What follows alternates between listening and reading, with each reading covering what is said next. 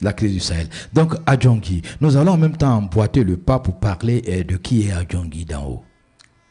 Oui, le plus simplement possible, c'est d'avoir un écrivain. Voilà, un écrivain. C'est la casquette que j'aime le plus. Le plus. Mais enseignant. Voilà, écrivain, romancier, poète. Oui. Voilà, enseignant. Voilà, professeur d'anglais. Voilà, j'ai aussi une formation d'acteur culturel. D'acteur culturel. J'ai été formé à l'action culturelle.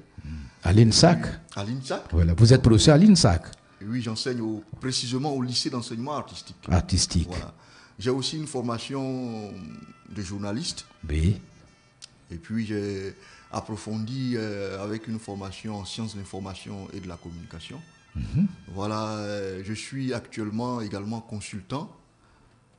Consultant pour les ONG, pour les syndicats, pour les institutions internationales comme la Fondation allemande Friedrich Ebert, pour l'UNESCO, pour le BIT également. Le BIT. Où on salue Friedrich, où on salue notre frère et ami Adjobi David, voilà. Écrivain aussi dans cette fondation, qui travaille dans cette fondation. Tout à fait. Voilà. Vraiment une brochette de diplômes, une brochette de connaissances.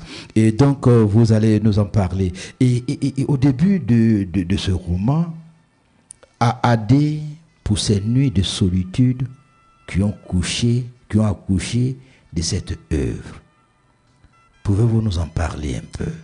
Oui, merci. Adé, c'est mon épouse, voilà, que je salue, voilà, et qui a vu naître cette œuvre-là en 2014. Voilà,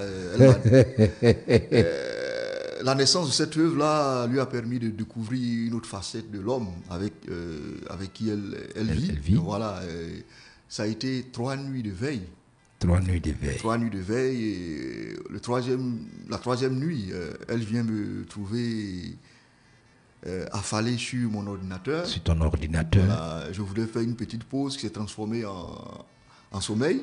Et là, elle me réveille et dit, mais tu sais quelle heure il fait? Et je regarde, il est 4 heures du matin. Elle ferme tout, elle arrête l'ordinateur et dit, des sables.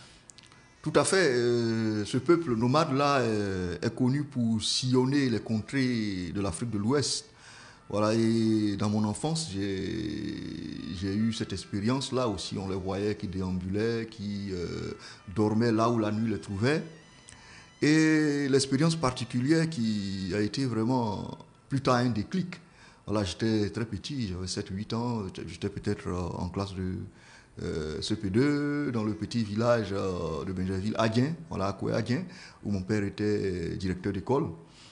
Et un soir, au crépuscule, ces femmes-là, 3 femmes, elles arrivent dans la cour et elles disent, bon, voilà, la nuit nous a trouvés, nous cherchons un endroit où dormir. Et spontanément, les parents qui demandent qu'on leur apprête une chambre. Voilà, on leur apprête une chambre où elles vont passer la nuit. Et ces femmes-là, dans l'imaginaire des peuples des forêts que nous sommes, elles sont connues surtout pour être des modèles de beauté. Voilà, elles exemplifient la beauté, voilà, pour les lagunaires, pour les peuples des régions des forêts. Les femmes peules, c'est des femmes très belles. Et curieusement, c'est des femmes qui sont énigmatiques. Énigmatiques, mystérieuses. Mystérieuses, dont personne ne s'approche réellement. Elles sont contemplées, mais personne n'ose les séduire parce qu'elles sont insaisissables. On les connaît pas, voilà. Et cet épisode-là m'a inspiré. J'ai dit, mais tiens, il faut que je rende hommage à ces femmes-là qu'on ne voit plus. Voilà, parce que l'urbanisation gagne du terrain. Et il y a beaucoup de valeurs qui disparaissent, notamment la valeur d'hospitalité qui permettait d'accueillir l'étranger et de lui faire place, de communier avec lui un moment avant de le laisser repartir. Voilà, donc c'est un chant à la fraternité, à ces valeurs-là. La civilisation humaine est une civilisation de la procréation. De la procréation. De la procréation. Et le problème de la polygamie, c'est la représentation que nous en faisons, surtout avec l'œil occidental. L'œil occidental. Avec l'œil occidental, qui fait de la monogamie le parangon, mais en fait c'est une monogamie de façade. C'est une monogamie de façade parce que la civilisation occidentale est basée sur le sauver la face. Le sauver la face. Voilà. Chez l'occidental, le paraître est plus important. Alors que la civilisation africaine est une civilisation du sens. Du sens. Est une civilisation du contenu. Du contenu. Une civilisation de l'être intégral. De l'être intégral. Avec ses défauts, avec ses qualités. C'est ça qui fait l'homme. C'est ça qui fait l'homme. L'homme n'est pas forcément la quête d'un idéal. Non, mais l'homme, c'est aussi le désir de préserver les acquis de la civilisation. De la civilisation. Pour moi, c'est plus important que d'aller vers un idéal. Que d'aller vers un idéal. Oh. Et il y a une question, parce que dans cet ouvrage où vous parlez de l'inspiration artistique, où vous parlez du croisement des sociétés, Fulani et Eburnien, deux visions du monde, les nomades et les sédentaires, où vous faites sortir, comment on appelle, l'amitié, la solidarité africaine. Tout à fait. Mais il y a quelque chose que vous faites sortir aussi, le développement de nos villes, le développement de nos cantons. Par exemple, vous parlez de développement, comment est-ce que le chef du village de Canonville parvient, indépendamment des autorités étatiques, avec ses propres moyens et les moyens de sa communauté, à bâtir une communauté forte. Du pas de communauté forte, une entente paisible entre les villageois et les autres villages, la construction d'un port de campagne pour le bateau-bus, et puis il y a l'autre, là, le bateau-bus, et puis quoi? La barque. Voilà. La barque. Et puis, il y a l'opposition du sous-préfet, du préfet, du sous-préfet à ce développement. Le sous-préfet lui-même veut manger dans l'effort de développement des villageois. Et quel est le message que Adjongui transmet par là? Le modèle de développement instauré par... et puis le français que même le chef Canon parle. Oui, le chef Canon qui est un farceur. Il parle très bien français, mais lorsqu'il est en face des autorités, il parle français moussa, un français tordu. Voilà, pour donner l'impression qu'il est quelqu'un qui n'est pas instruit, qui est manipulable, mais c'est un autodidacte qui s'est construit. Voilà, le développement d'un pays comme la Côte d'Ivoire, qui a 13 000 villages, si je ne me trompe, ça veut dire qu'il y a 13 000 autorités, au moins 13 000 autorités traditionnelles, parce qu'il y en a qui sont... Il y a des niveaux hiérarchiques. Voilà, il y a des rois, il y a des chefs de canton et tout ça. Le développement de ce village-là ne peut se faire que... de ce pays-là ne peut se faire que lorsqu'on a pu instaurer la paix sociale et l'idée même de progrès à la base. À la base. Et la base de la Côte d'Ivoire, c'est 50% de la population qui vit dans les villages. Mais même parmi les citadins, la plupart sont des migrants. Voilà, des migrants intérieurs, des gens qui ont quitté le milieu du village pour une quête en ville. Et je pense que la clé, la solution à notre sous-développement, c'est la formation des chefs. Tant qu'on ne pourra pas donner une formation à ces chefs-là qui gèrent des populations qui souvent vont jusqu'à 10 000 habitants, on ne pourra pas se développer. On aura toujours des remous sociaux. Voilà, surtout lorsqu'on vient du pays lagunaire, lorsqu'on voit tous ces déchirements, lorsqu'on voit tous ces conflits fonciers qu'il a, mais c'est parce que les chefs ne sont pas préparés. Voilà, ils ne sont pas préparés à la gestion communautaire. On ne peut pas confier une tâche aussi importante à des personnes sans formation.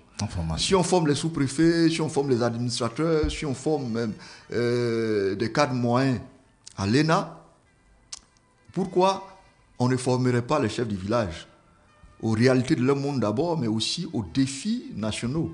Voilà, et leur permettre de pouvoir maîtriser tous les contours sociologiques, économiques et culturels de ces populations-là dont ils ont la charge. Voilà. Pour moi, c'est un gros déficit de notre système, ne pas former les chefs. Penser que diriger des hommes au XXIe siècle, c'est quelque chose de spontané, c'est faux. On peut avoir été directeur d'entreprise, mais lorsqu'on doit gérer des personnes qui ont des intérêts divergents, un village, ce n'est pas une entreprise. Chacun a ses intérêts, chacun défend sa vie économique, sa vie culturelle, sa vie. À la base, la Côte d'Ivoire, c'est 50% de la population qui vit dans les villages. Mais même parmi les citadins, la plupart sont des migrants. Voilà, des migrants intérieurs, des gens qui ont quitté le milieu du village pour une quête en ville. Et je pense que la clé, la solution à notre sous-développement, c'est la formation des chefs. Tant qu'on ne pourra pas donner une formation à ces chefs-là qui gèrent des populations qui souvent vont jusqu'à 10 000 habitants, on ne pourra pas se développer. On aura toujours des remous sociaux. Voilà, surtout lorsqu'on vient du pays lagunaire, lorsqu'on voit tous ces déchirements, lorsqu'on voit tous ces conflits fonciers qu'il a, mais c'est parce que les chefs ne sont pas préparés. Voilà, ils ne sont pas préparés à la gestion communautaire. On ne peut pas confier une tâche aussi importante à des personnes sans formation. Si on forme les sous-préfets, si on forme les administrateurs, si on forme même des cadres moyens à l'ENA, pourquoi on ne formerait pas les chefs du village aux réalités de leur monde d'abord, mais aussi aux défis nationaux. Voilà, et leur permettre de pouvoir maîtriser tous les contours sociologiques, économiques et culturels de ces populations-là dont ils ont l'air dans sa tendre jeunesse. 20 à la trentaine et liqueur dans ses vieux jours. Comme le bangui, elle apporte la fraîcheur de la menthe. 20 à l'âge adulte, elle saoule la vie avec l'ivresse des 5 maternités et le caractère possessif de la maîtresse de maison. Puis, quand elle a vieilli, aigre liqueur, elle les prend à la gorge et les possède, corps et âme. Alors, il est trop tard pour se séparer. Alors, il est trop tard pour se séparer de la vieille grincheuse qui veille sur leur vie comme une divinité. Tu es pathétique, Sadia. Non, les hommes sont pathétiques. Tu verras. Congo a déjà desserré cette étreinte qui te fait perdre la tête. Les séductrices de ton genre sont semblables aux libellules. Elles naissent carnivores et finissent végétariennes. Tu es fini, Sadia. Pas vraiment. Le ventre de la femme est profond. Il peut cacher le plus grand désir d'un homme tel que Congo. Voilà. Oui, ça on va laisser ce que le ventre de Sadia a. Et donc, auditeurs, téléspectateurs de la Voix de la Diaspora, nous étions avec Adjongi Dao. Je lis quelque chose. Ce qui fait le charme de la d'une ville, c'est le nuage de mystère qui entoure son histoire. La petite bourgade de Canonville reprend nos pensées dans les espaces et les temps des grandes légendes en terre éburnie. Pour peu que l'on accepte de transverser la façade. La dernière question, vous parlez de voile déchiré. Quel est ce voile déchiré? Parce que tout au long, à chaque événement, vous dites qu'il y a un voile qui est déchiré. Et ce n'est pas un seul événement, ça peut être un événement social, ça peut être un événement économique, ça peut être un événement douloureux. Vous parlez du voile. Quel est ce voile dont parle Adjongi Dao dans La Madone des Sables sur la femme Fulani appelée Sadia? Oui, ce voile-là symbolise tous ces masques que nous portons, tous ces voiles que nous portons pour cacher notre vraie identité. Voilà, l'homme doit se dévoiler. La vie est un apprentissage et cet apprentissage-là doit permettre à l'individu de découvrir qui il est. Malheureusement, nous nous revêtons de ce voile-là, soit par peur d'affronter le monde, soit parce que nous aimons le mensonge. Le mensonge, c'est le plat favori de l'être humain. Voilà, et il est temps de déchirer le voile, de s'exposer dans la nudité de son être et de révéler cette vérité que nous portons en tant qu'hommes.